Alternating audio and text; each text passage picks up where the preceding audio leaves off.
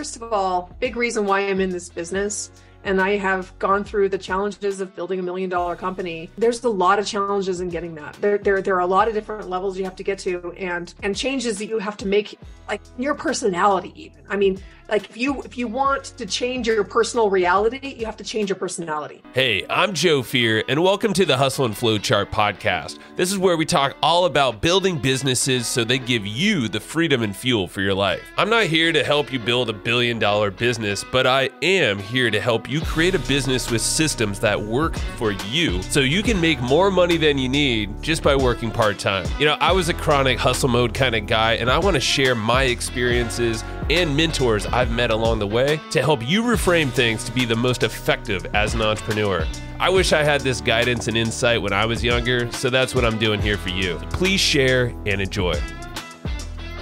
All right, Mandi, we are here together, and it's been a while. I know since when we met originally, it was at a traffic and conversion summit in San Diego. We went to some kind of lunch or dinner. I don't know. We were with a group of folks, but right off the bat, it was immediately clear that you thought differently than a lot of other folks. You're very efficient with your thinking, and you've been able to help tons of other people to see that in themselves and their businesses to expand on. But I'm curious to hear how you would describe yourself or how you want people to, hear about your superpowers and what you bring. Great. Well, thanks so much, Joe, for having me. I remember that lunch. That was years ago, but it was a fun time. And to answer your question, my company is Hands-Off CEO. And what we do and what my superpower is ultimately simplifying and being able to look at very complex problems and looking at how do we be able to do that with a lot less energy, resources, and really being able to help people create a much bigger vision for their life than they thought was possible before. And with that is a much bigger vision for their business. That's a lot of the work that we do at Hands-Off CEO. There's lots of nitty-gritty systems and processes that go into that. But the bigger piece is really to be able to help the individual to be able to become a better person. And what that means is their ability to impact the world it's much greater because they have more freedom, they have more money. And I just love being able to facilitate that change in people because that's the ultimate leverage for me. Yeah. And definitely that's what I saw. And after diving into some of your podcasts, Hands-Off CEO podcast, and you've been on some friends' podcasts like James Schramko a couple times, I think last year. And a lot of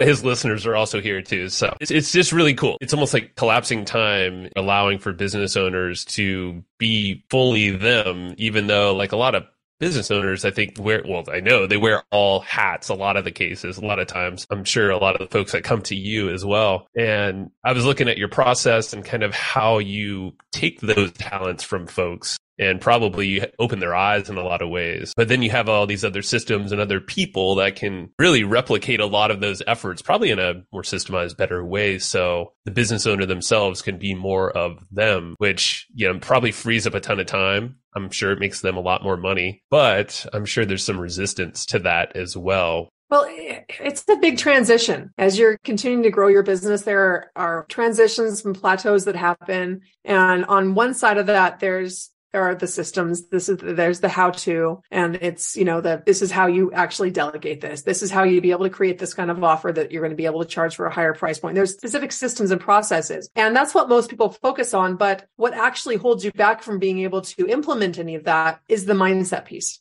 So when you're leveling up, there's a mindset piece and a system piece. And if you don't address both, then you will be stuck where you're at. And it will take a lot more energy because it's just wasted energy and time in that space. So there's this transition that happens, but your role in your business and as a leader really changes too. So there's some growth that needs to happen there. As fast as you're able and willing to grow is as fast as your income and your business is able to. Yeah.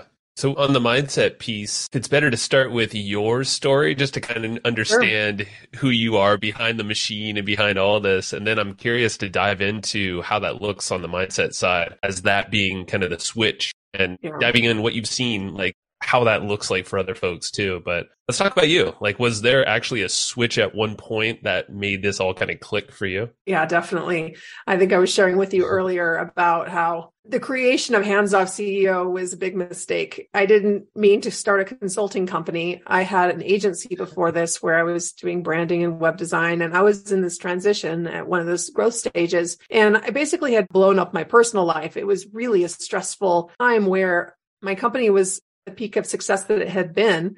And it just didn't really fit with my personal life. At the same time, I had a 4-year-old. I was pregnant. I was about 8.5 months pregnant. And I was trying to exit certain parts of my business and to be able to really just be able to wrap it up so that I could take a maternity leave. And I had team members were dropping off the face of the planet. And I was just stuck knee deep in all of this gunk that I couldn't actually move forward so that I could go and have the time with my family that I needed. Meanwhile, my husband was in this demanding graduate medical program and we had moved across the country. I didn't have any family around me and I was very alone. And meanwhile, my body was just shutting down. It was so bad that even just turning a doorknob handle was excruciatingly painful. And there were times when I wasn't able to. So all of this stress, after I had gotten things in the business where it needed to so I could shut it down, I had to shut the business down, basically, for me to be able to have a maternity leave. And this is a time that it's just not what I had in mind at all. It wasn't the kind of freedom that I had in mind for when I started the company. And, it would have been nice to be able to have that income when we were, racking up hundreds of thousands of dollars of medical student debt. And so that's what happened. And I looked at this situation. I'm like, there's something very wrong about this. I had been a manager in another company. I had gotten that company to run without me. And I'm like, why can't I do this with my own company? I was so frustrated about it. And that's what led me on this journey to be able to understand the situation better for myself. And then that actually was what turned into Hands Off CEO that I started as a result of the work that I did just from learning how to solve this problem. Wow. Yeah, that's a wake up call, and especially with the new one coming and all that. Yeah, it's like probably not how you ever pictured being pregnant and having a new one into the world and spending time with them. So, I mean, my wife had similar things happen. I know a lot of women, entrepreneur women, have fallen into that similar kind of scenario, for better or for worse. But hopefully, I mean, for you, it sounded like it was a big aha moment. It was a shift for you that you're not going back to the old ways. What was the thing? Because you were able to build it for other people, but before this time, you weren't able to build it for yourself. Was there a reason that you've been able to identify? Definitely. So this was 11 years ago. It was actually probably closer, about 12 years ago. But we're in the 11th year of business. And one of the things that I discovered that why I wasn't able to do that, here's the reality of this. I was actually able to solve this problem for clients of ours before I was able to solve it for myself. Part of the reason why I started going and just having interviews with other entrepreneurs to understand this problem better, because I'm a problem solver. I know that if I just understand the problem, I can be able to solve it and I could be able to solve it for myself. Then what happened is I was doing that and helping other people, then people just started to ask me to help them. And that's what started the consulting company. But one of the things that I noticed made a really big difference is there are a number of structures that need to be in place in the business, but there's also a way of thinking and going all in scaling your company that I did not have at that time. So it was more of you didn't have maybe the runway in your mind and even the motivation and focus, obviously. Yeah, and that can happen when you're burnt out. But there were some things that were missing in there. And one of them was that what I was selling in my previous business didn't have enough value in it to charge a high enough price to be able to properly fund the right kind of people to do the work. Got it. Yep. And that's one of the key things that we help our clients be able to solve as part of what they're doing. And we're not working with broke business owners. Most of our clients are $1 million plus. We'll work with them as early as $500,000, but they have really great results, great case studies. They're not charging enough. They know they're not charging enough, but they're doing pretty well. So we look at how do we be able to create more value in the perception of your ideal clients? How do you create more of an end-to-end solution? How do you be able to package that in a way that can be semi-standardized? It's like 80% standardized. So it's on the offer level. It's the integration of the sales and the marketing and the operation. Right. And what I have found over the years is that is the missing piece, especially for service-based companies. Our market we work mostly with marketing agencies and consulting companies. where they're doing some kind of work for their clients and the CEO gets too stuck in the day-to-day of it for them to continue to grow. And the CEO tends to get very stuck in the business in the same way that I did in my last business. But that foundational piece first is getting that offer right that is easier to sell, is easier to price for a much higher price point, and also is easier to deliver because it's very clear on what a client is getting, but you can still customize. Yeah, it's very obvious to the buyer or the customer, but the whole thing is it can be kind of delivered in a unique experience, in a unique way. And even more than unique, the most important thing is, yes, unique, but more than important is that it generates results, generates clear, tangible results. One of the problems that happens is that business tends to be able to generate results when the CEO is very involved in it. But how do you be able to generate those results when the CEO steps back from it? How do you be able to generate sales if the CEO is not the one doing it? Well, you need to have a very clear criteria for who you're working with, what they're getting, what the problem is that you're solving. And then you use that to leverage a much higher price point. So you have the cash flow to hire really good people so that you actually can step back. Because the reason why that the business owner tends to get so involved in the day-to-day is because there's actually not enough cash and profit for them to be able to pay other people to replace them in those key roles. And that's something that we have learned how to fix for the kind of clients that we work with. So how would you approach that with someone who feels like they are maybe not burnt out, but they feel like they could be going that direction at least? And, writing's on the wall. Oh, my profit margins aren't where I feel like they are, is that like from what you're describing here. Right. And maybe they don't even know what healthy is, but it's almost like they're pairing up, or what you do is you pair up this goal of, okay, hands off CEO. I mean, true to the name is you shouldn't be the one doing all the things, especially probably not the operations and all the things that delivers things. How would you approach a business that is struggling with that scenario? Yeah. Where you want to start is the vision for what do you actually want to create? And the vision for where your business is going, but also the vision for what you're doing with clients. Without this clear vision, going and trying to create systems and processes and delegating all this different work, hiring all these people, you're putting the cart before the horse because you're hiring people based on, you don't even know what they're going to be doing. So you need to have that foundation in place for what is this irresistible offer that we're bringing to our clients? How are we going to use that to be able to really fund our growth? And then now that we have this structure, we put it together for our clients in what we call this client success map. So we get really clear on who that power of ones, the profit sweet spot client, what is that pain point that they have? And it's really choosing what pain point you want to solve, right?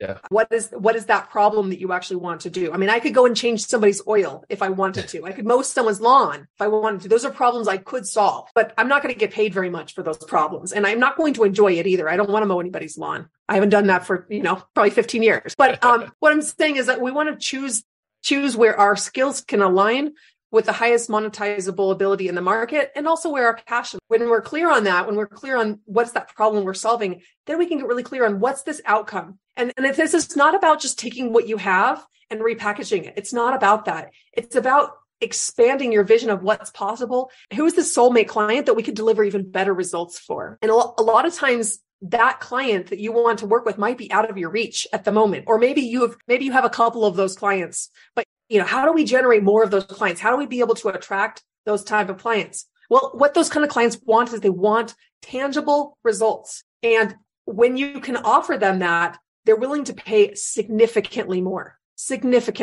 And what that looks like is, we put that together into this visual client success map. We help our clients. We actually create that for our clients. And then what we've seen is it's helped them increase their fees 50 to 600%. Okay. And a lot of them are now selling multiple six-figure. We even have a couple up to 7-figure type of clients that they're bringing on. Now imagine if you're bringing on clients that are, twice as much, 3 times as much or more than what you're charging now.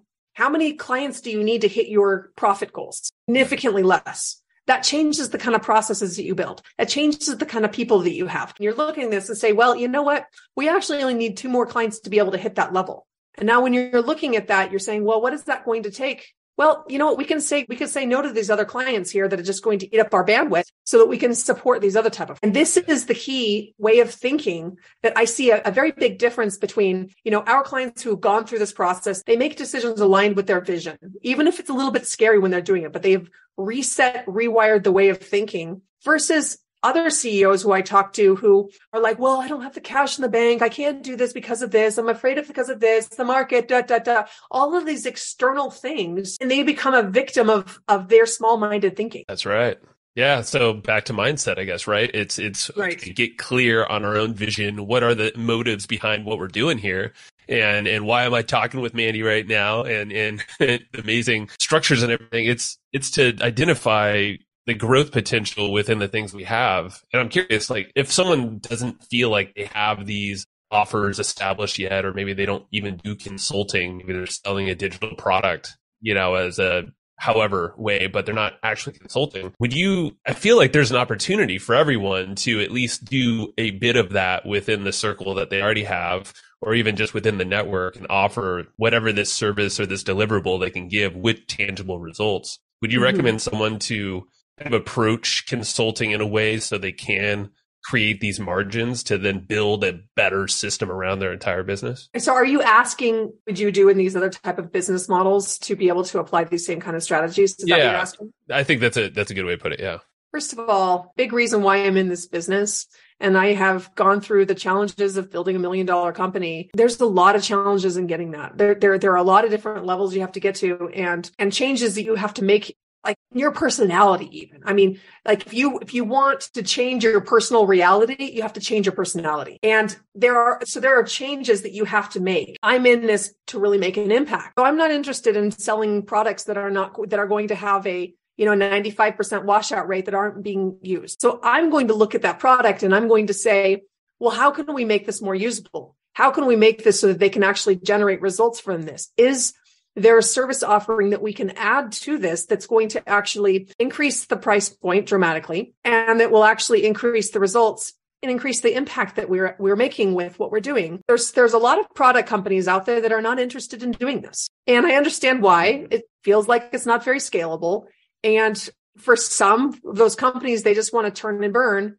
For them, I can't really advise much on that because it's just not aligned with what my values are. I think there's a huge missed opportunity in the product world to add support. We'll be able to get them the results that they actually want. And it's a huge missed opportunity that's left on the table. And I'll just add one thing on this. One of the biggest costs of your business is client acquisition. So if you're selling a product and the price point is low, you could be profit negative in it and be relying on this whole like ascension model funnel to be able to sell. And you could be upside down and not actually making enough money because the cost of acquisition is too high. Exactly. And that could crush the business just right there alone. And that's why I asked the question, because not every business has that kind of structure. Maybe you've thought about margins and how those can equate to freeing up our own time, hiring the right people to then, really execute a lot of the things we're in the middle of. Well, and the other thing about this too is I would just be running the numbers and actually looking at it from the perspective of how many sales do I need? If you sell something, let's say a product, just giving a scenario here, if it's $2,000 versus $100, I mean, how many sales do you need to make to be able to make the same amount? Like, well, what would it take to be able to create $2,000 worth of value? And if you're selling it for $2,000, it's not $2,000 worth of value. It's $4,000 to $5,000 worth of value. So how many less sales do you have to make for that? And it's changing the way that you think. The only time I'd want to sell something that's really low price point is if I want zero friction or very, very little friction to be able to sell something much bigger. That's the only time I want a lower price point. Every other time you spend so much time and energy when you could just sell something bigger and better that makes a bigger impact. It's a much, much simpler model to scale. I'm right there with you. It's selling something for a much higher margin, has much more value. Maybe it's customized. It allows the scalability is still there because of the team and the systems that you can create around that to deliver it. Yeah. Well, and I think there's this big belief that I don't want to sell my time. If you're in there building all these very intensive marketing systems to be able to sell something lower ticket, or you're selling your time for money. Everybody is selling their time for money. But instead of looking at and saying, I don't want to sell my time for money, just look at this and saying, I don't want to sell my time for that much money. So what can you do to become so exceptional that you can sell your time for such a high dollar value? I mean, we'll all sell our time for money. That's the reality. If someone comes to me and said, hey, I'm going to give you $1 million to work one-on-one within this structure, this very intensive structure that I don't normally do, and it's not aligned with the typical way I want to do in my life. And I'm like, yeah, I'll probably do that. Right? I'm going to sell my time for money on that. And is it scalable? No. But does it align with what I want to do? Perhaps. Yeah. So anyway, I would encourage people to be thinking about that in a different way, because there's nothing wrong with selling your time for money. It's just how much are you going to sell it for? And so instead, just focus on becoming more exceptional. Actually, this reminds me of this book called Die with Zero.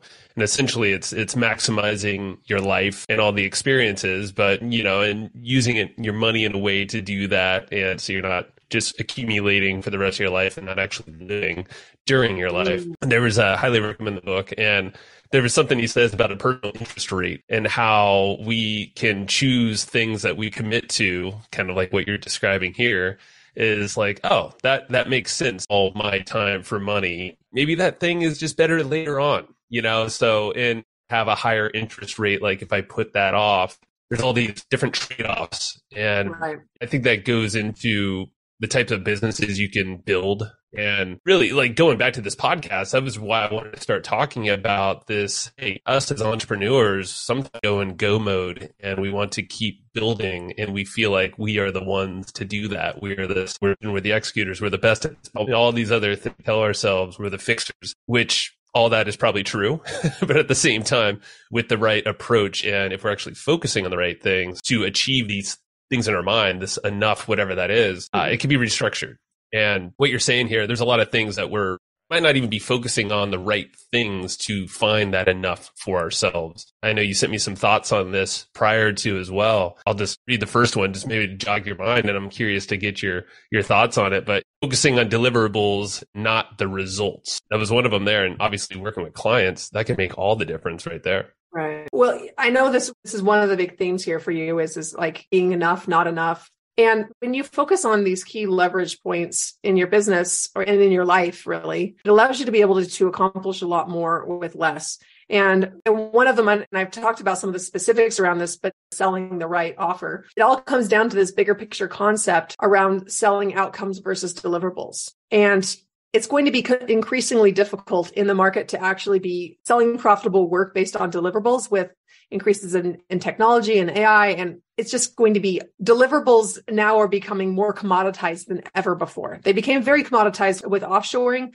but now the new threat is just how much faster technology is keeping up. And I wouldn't say it's a threat, it's a real opportunity. That's one of those leverage points there for sure. The deliverables versus results. That's a great insight of what you said is deliverables are being more commoditized, but there are opportunities there as with everything. But yeah, I want to get into, and there was a point you said about focusing on managed person versus agreements. And I thought that was interesting because of people. It's like, we're very interesting things, but I guess talk about how, focusing on managing the person versus agreements kind of lines up in this thing.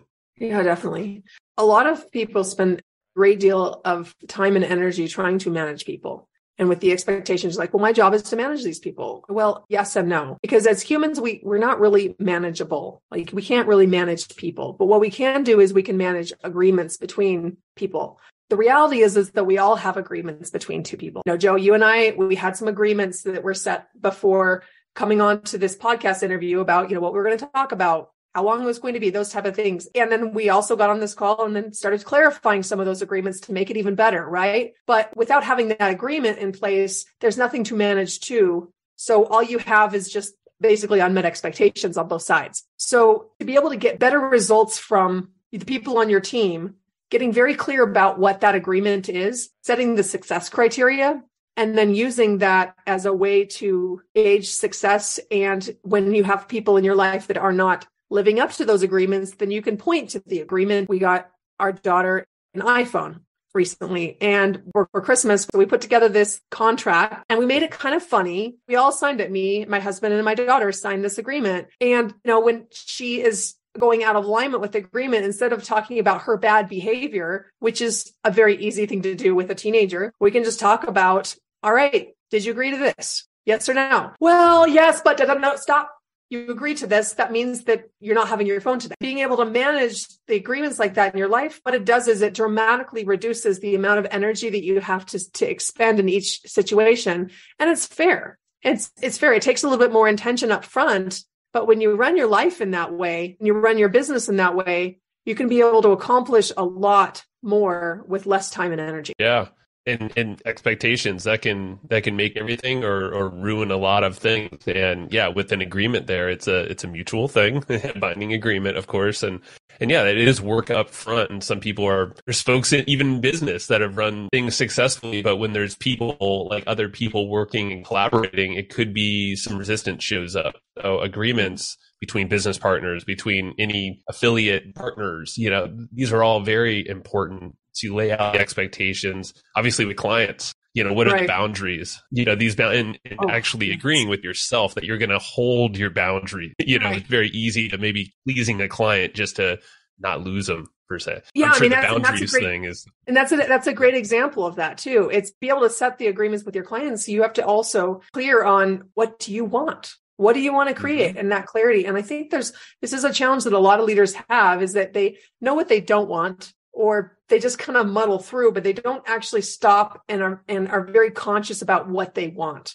And I have some ideas on why I think that is. But what I do find works very well in this situation is to first look at all the things that you don't want, because what you don't want gives you an idea of what you do want. And then once you have that on mind, you can start writing all the things that you do want and believe that it's even possible for yourself and expand that. And going back to what I was talking about, that foundations of the offer, is the better the offer that you have, better articulated it is, the more concise the outcome is, the easier it's going to be for you to be able to create agreements with clients that are favorable to you and saying, this is how we work. I understand that, no, it's not okay for you to text me at 8:00 at night. And the reality is that when you set agreements powerfully up front, you don't even have to have those conversations. I've never had a client text me at 8:00 at night. In fact, they almost never text me, because that is inherent agreement. Just how I'm showing up tells them that that's not appropriate. Yep. And and that's the thing. It's establishing the grounds up front, great, but it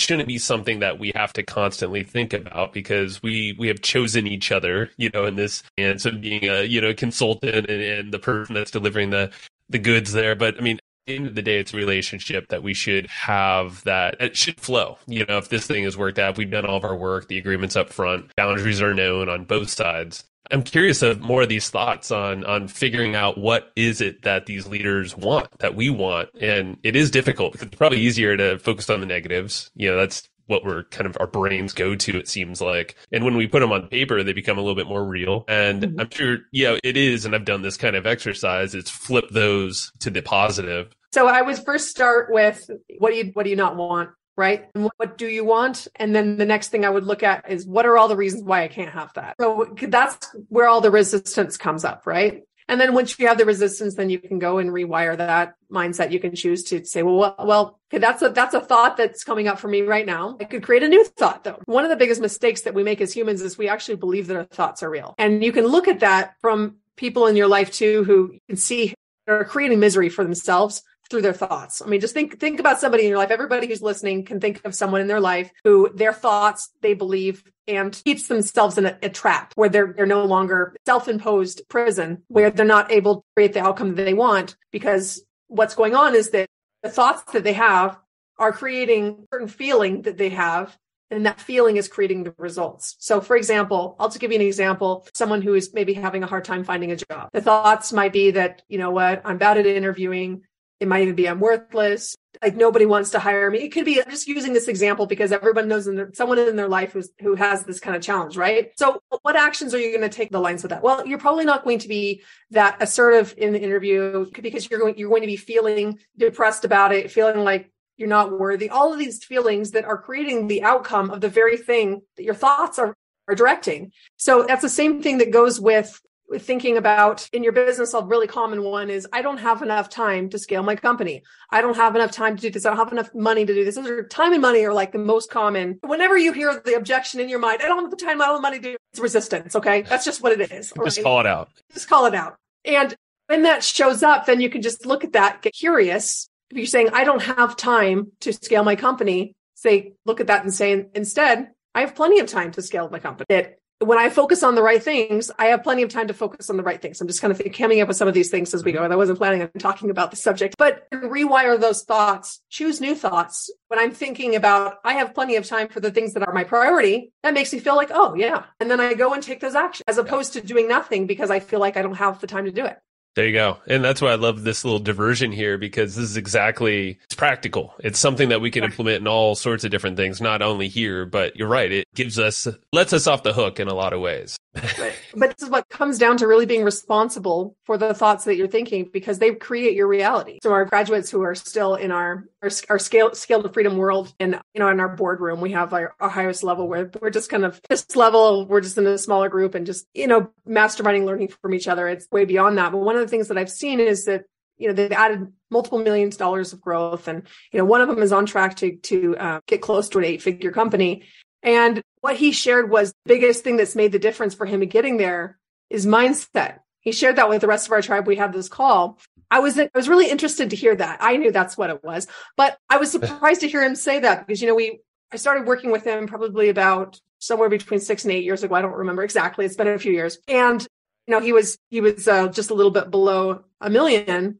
And that's not what he would have thought his biggest problem was at all. He thought his biggest problem is that I don't have money to hire another engineer. His problem was that I'm working around the clock. How can I actually bring on another client when I have no more time? Like these are very tactical type of things. But what was going on is the way he was thinking about it was keeping him stuck in that. And just in the first week that we worked together, we helped him be able to free up at least 20 extra hours per week off of his schedule. But he had to think about it in a different way. And what that did is it allowed him to add $2.1 million in the first year working together because we were able to help him get focused on the right things. How you think about something and then having the ability to follow the right systems, that's what actually creates the results. But unless you change your thinking, no system is going to fix anything. That's right. And I'm sure it's an evolution, and I know it is. After, you change one thought, we're confronted with some other new challenge that our brain isn't equipped for or have ever experienced before. So it's an evolution. It's like we don't just stop one time or, we figure it out one time over. Yeah, it's fascinating to hear it, especially when there's someone with a successful business saying it's mindset that really opened the door for me. Mindset is literally worth millions of dollars, millions. Because if you don't believe that you can accomplish that, you'll never accomplish. And if you're getting so stuck in the problem, you're just like, if you're trying to solve problem, you're actually in the problem and you're creating more of the same. What we want to do is step completely out of that and then create a new reality, actually go and create something different where the problem no longer exists. That's like the root of everything at Hands Off CEO and what you do. And that's where it's incredible because a lot of us, I think one of the things the main thing is you can package everything up that you do really well. And there's obviously a whole process to it that you have. And then someone like an operations manager can essentially handle it, all that load, that mental load, physical load, whatever load we all have. And now, like you just said, frees us up to, who knows, there's a whole nother world out there that we weren't even aware of because of all this stuff that we're... Right. And the operations manager, for them to be effective, they need to know the what, the why. Their job is the how, but you need to be very clear about where you're going, why, and how are we going to operate and make decisions in the business. And then they have that and they can actually be able to support the business, drive growth, and really be a profit center in the business. Yeah. Now, last question, and it goes to the operations manager, because I luckily have an amazing gal that works with me and has worked with my wife on her businesses for years. I don't even have to complete a sentence and she gets it. And that's amazing. It's difficult to find. Are there any strategies or any advice that you can give folks for finding that kind of person to insert into their business? Finding the right person. So first of all, knowing what level you need. So don't go on and try to hire a COO thinking that, well, if I just spend enough money, then this person's going to be able to take all the problems away from me. They're not going to. And if you overhire this role, it can actually be pretty detrimental in your company. For some people, the best place to start is a really good executive assistant. And I can't even begin to tell you how many $1 million companies where the CEO does not have an executive assistant. And I'm like, that's crazy. Just get an executive assistant. That will free up capacity for you in a big way. You need a really good project manager even before an operations manager. I am a really big proponent of getting a good operations manager, hiring them as early as you can. And that might mean that you even hire them from a different location in the world so that you can get better talent for the budget. Look at this from the perspective of investing ahead. And when you have a clearer idea of what you're selling and you have more predictability in your business in that way and your ability to be able to generate more sales, it's easier to invest ahead of your company. And that's why I going back to that, those foundations are what allows you to be able to put all the pieces in place profitably, sustainably, and in a way that's actually going to work. I love that. And then investing ahead of time is just going to make, the year ahead so much easier because they're going to be invested in how we are actually running our businesses, the vision of things. Maybe they can collaborate with us to clarify those along the way. So they own it right along with us. And that's always going to give a better outcome, buddy. So Mandi, this is a lot to think about, and I know you have a lot more that people could dive into as well. So handsoffceo.com seems to have it all. And I know you have a guide there, a podcast. Is there anything that you would recommend folks to kind of start with as they explore this further? So you can connect with me on LinkedIn to Mandi Ellefson, but you spell it Mandi and then Ellefson.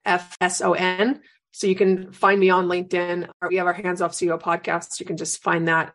Again, you can go to handsoffceo.com. Sorry, I'm giving so many of these places where you can find us, but we have a book coming out. It's finished. We're polishing up right now, and we are making our final decisions on the title. But main premise of it is how to be able to scale consulting agencies, how to scale multi-million-dollar consulting agencies that can run without you, that you can one day sell if you want, and how do you be able to get your whole team really implementing and executing in a way that's going to give you freedom and wealth. So that's what the book is about. And if you join our mailing list, then you'll be able to find out when we have that launched. And I'm really excited about it.